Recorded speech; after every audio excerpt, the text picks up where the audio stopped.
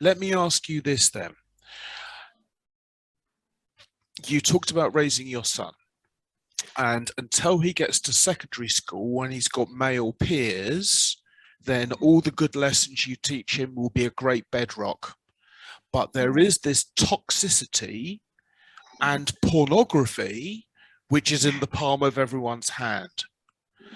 And so women, girls, and boys think that something that is designed for masturbation is real, that, you know, a girl should send a picture of herself naked to a boy in her class.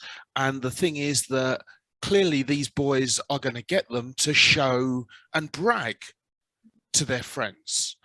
But girls still feel this pressure. There was a story in the UK that girls, so they go to secondary school at 12 years old, and a 12-year-old was getting, on average, 10 requests from her classmates for nude or semi-nude photos a day. Oh, okay. You need to run, Gregory. No worries. Thanks a lot for being here. Yeah, and I'm getting some inquiries, and I got to get back to it. And no worries. Thank you for your conversation. Input. What is there anything you'd like to say before you go? Just, you know, it's been a very interesting conversation, and I say that because I feel like there's been, on either side of the spectrum, it's been appalling on one end and encouraging on the other. And so I would, and I think that's just a microcosm of what we're trying to do here, because so many things that are happening every day across many platforms, and we need to be aware of them, and women need to be aware that it's not their fault. On the other end, there is hope. There are some solutions, and there are some opportunities to get into better situations, and hopefully Social Me Too can continue to help women get there. And so excellent. I would encourage people for that. Thank you very much, Gregory. As my co-founder of the movement, you're very much appreciated. Speak soon. Take care. Okay. Yay. Go already. Go on. Get out. Get out. So we'll record for a bit longer and then let you girls go. Obviously, your child is demanding of your attention, which is lovely. So there's a couple of questions that just occurred to me about raising children. I used to coach in primary schools, and it's probably the case in the UK. Well, no, I made that right. I made this sweeping statement before, which isn't true, but there is a fairly large number of single parents and single mothers, because it's the father that doesn't put in, just buggers off, doesn't or denies knowledge. Now, these women will go without food to buy the child a PlayStation, because even though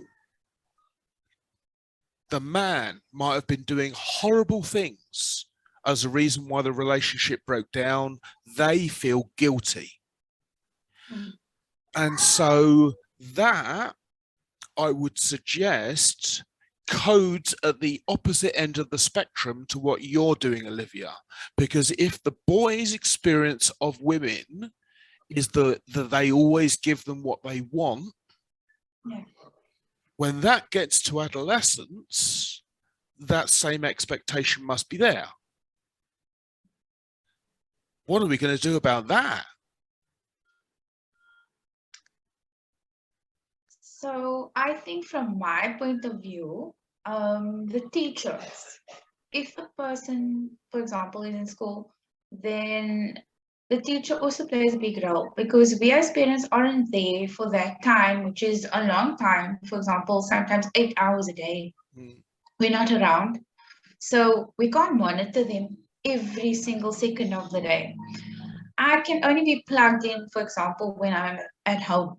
So for that time that he's at school, I'm not going to have control, nor do I know what is happening, unless the teacher obviously informs me, for example, because he's actually starting pre-primary, like pre-elementary school already. Mm. So his teacher is very proactive when it comes to, if there's an issue, she'll contact me and tell me, look, we can sort this out. We need to talk about something. She'll call a meeting.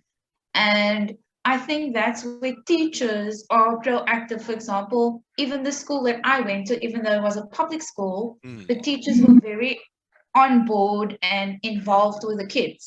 So if there was certain issues, they would immediately try to address it, for example, before it gets way out of hand. Yeah. So teachers are very important in that way because parents can't be there all the time, No. for example.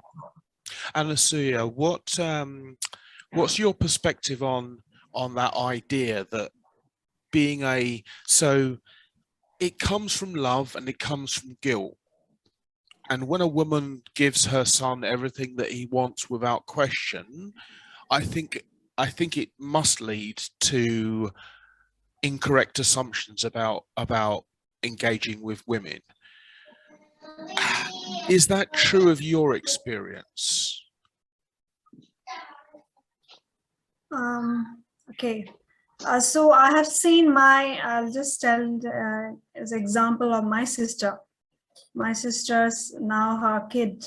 He's I think 7 years old, my sister. So she's also working. Okay, she's a working person. But one certain time, one incident happened, like in school, because kids, whenever they carry some tiffins and all, they share it, they don't eat. And it happens like she used to be very careful about it. He should eat it properly, but he cannot eat. He because he's so there are some kids who don't talk so much. He's very humble and not so much talkative, and so this other kids, whoever, even they have got so many caretakers who are looking after the kids. I am talking about the one he was started going to the daycare schools, daycares, yeah, before the nursery.